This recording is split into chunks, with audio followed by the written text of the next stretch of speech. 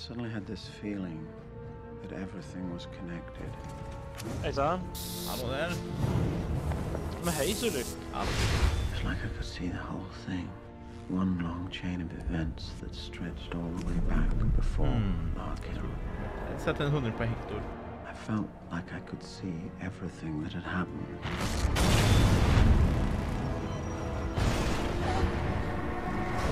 And everything that was going to happen.